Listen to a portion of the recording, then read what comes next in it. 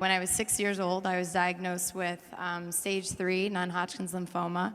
And ever since then, I have pretty much become obsessed with finding out all of the things that will improve my life. It sent me on this journey to trying to figure out, what is the connection between the mind and body? Why did I get my life back? What is my life for now that I have it? And what are all the things that are influencing our well-being on any given day? And so it was always really about life and not just well-being. How do you really maximize life? So that's kind of my background and why I'm doing what I'm doing now. So Danielle, can you talk about very quickly the 5 buckets of well-being and the 5 accelerators that you're focusing on? Sure, yes, very quickly. So we developed a framework that really incorporates just about everything that we see as affecting life. And so the goal is to maximize the quality of the lives of people, which then in turn maximizes the workplaces.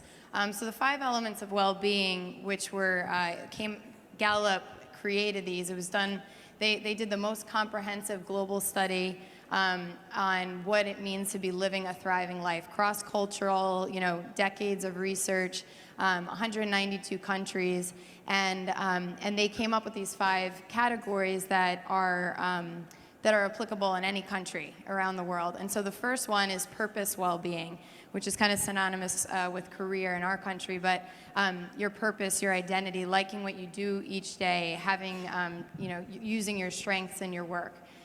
Social well-being is having good relationships and love in your life. Financial well-being is not necessarily how much money you make. There's a certain amount of money, obviously, people need to make in order to cover their basic needs, but then it goes beyond that. It's how do you manage your money? Is it on autopilot? Do you spend money on other people, or you spend more money on experiences? Then 4th is physical well-being. These are actually in order as well. Physical well-being is having enough energy to do what you love to do each day, and then community well-being is how you give your time back to your community, but then it's also, do you actually enjoy the city or the place where you live, and do you trust your neighbors? So I'm just going to go really fast with these. And then we looked at, so if those are the 5, if that's what we're aiming for, if we want to be thriving in all those 5 categories, then how do all of the other things that we hear about, all the things we're hearing about at this conference, then fit into that picture? So we looked at what are the accelerators of those 5 elements, and these are the 5 accelerators of well-being. So number 1 is development. So you have to be developing yourself in some way, whether that's taking courses, going to events, reading, having a mentor, having a coach. Space, your space is constantly influencing you. Obviously, Paul is going to get into that in more detail. 3rd is consumables. Consumables are the physical or the material reflection of what we have, what's going on internally. So it's all the products that we surround ourselves with. And pretty much anything we take in through our 5 senses, whether it's TV, music, the food that we eat, anything that we consume.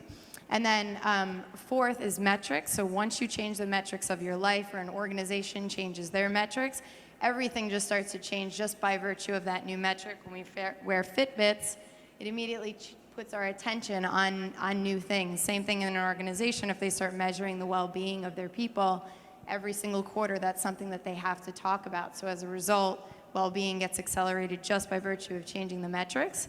And then 5th is technologies. So we're seeing more and more technologies coming out. It could be anything from applications. And it's not just physical health. As a reminder, it's, there's financial well-being applications. There's applications we can use that have us get more involved in our communities and all that. So those are the... Just to summarize on all of that, there are now enough algorithms that you can relate all of that to traffic accidents, violence, hospital admissions, social unrest, and quality of leadership in a country. So you can actually predict the future of a community or a business on a country based on these metrics.